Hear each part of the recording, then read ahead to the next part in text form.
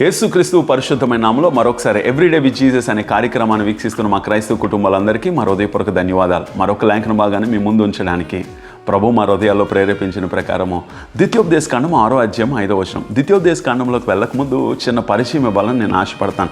మోషే రాసిన చివరి పుస్తకం మోషే ఆదికాండము, నిర్గమకాండము, లేవీకాండము, సంఖ్యాకాండం, ద్వితీయోపదేశం, ఈ 5 గ్రంథాలని మోషే రాశాడు. చాలామందికి కొన్నిసార్లు బైబిల్ అర్థం చేసుకోవడం కష్టతరంగా ఉంటుంది. కానీ బైబిల్ని కానీ చదివితే పరిశుద్ధాత్మ దేవుడు నీకు బయలుపరుస్తాడు.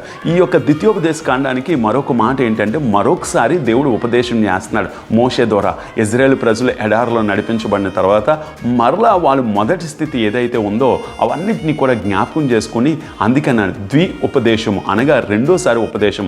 ఒకసారి ద్వితీయోపదేశ కాండము 6వ అధ్యాయము 5వ వచనాన్ని మీ ముందు ఉంచాలని నేను ఆశపడుతున్నాను. నీ పూర్ణ హృదయముతోను, పూర్ణ ఆత్మతోను, నీ పూర్ణ శక్తితోను నీ దేవుడైన యెహోవాను ప్రేమింపవలెను.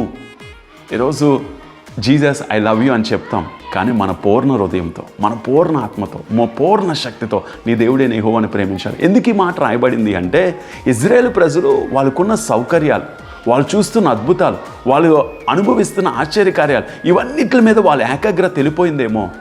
అందుకే దేవుడు మరొకసారి ఉపదేశం చేస్తున్నాడు. నువ్వు పూర్ణ హృదయంతో దేవుణ్ణి ఆరాధన చేస్తున్నావా? నీ పూర్ణ బలంతో దేవుణ్ణి సేవిస్తున్నావా? నీ పూర్ణ శక్తితో దేవుని యొక్క సన్నిధిలో పని చేస్తున్నావా అని ఈరోజు దేవుడు నీతోటే మాట్లాడుతున్నాడు. నువ్వు దేవుణ్ణి ప్రేమిస్తే ఎలా ప్రేమించాలో తెలుసా? 100% ప్రేమించాలి. దేవుని ప్రేమిస్తే 100% ఆయనకి ఇష్టమైన పాత్రగా ఉండాలి. నువ్వు దేవుని ప్రేమిస్తే 100% ఆయనకు ఉపయోగపడే పాత్రగా ఉండగలగాలి. ఈరోజు నువ్వు, నీ కుటుంబము, నువ్వు, నీ భర్త లేదా నీ భార్య, నీ పిల్లలు పూర్ణ హృదయంతో దేవుణ్ణి ఆరాధన చేయండి. పూర్ణ హృదయంతో దేవుణ్ణి ప్రేమించండి. పూర్ణ హృదయంతో దేవుని యొక్క సేవలో పాల్గొనండి. దేవుడు తప్పనిసరిగా నిన్ను, నీ కుటుంబాన్ని దీవిస్తాడు. ప్రియులారా, ఎక్కడైనా దేవునికి లోకానికి సగం ఇస్తున్నావేమో జాగ్రత్త సుమి. ఎందుకు తెలుసా? సిరికిని దేవునికి మనం దాసులుగా ఉండలేం. ఉంటే సిరికి దాసుడిగా ఉండాలి, లేదా దేవుడికే దాసుడిగా ఉండాలి. అందుకని బైబిల్లో ఉంటుంది, ఒక వ్యక్తి ఇద్దరికి దాసుడిగా ఉండలేడు. 1 man cannot serve the 2 masters.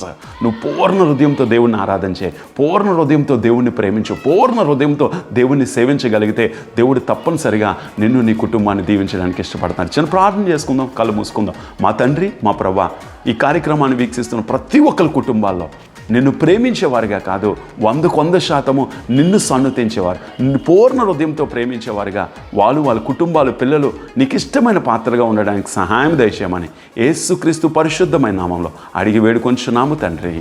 Amen. God bless you. దేవుడు మనందరినీ దీవించిన గాక.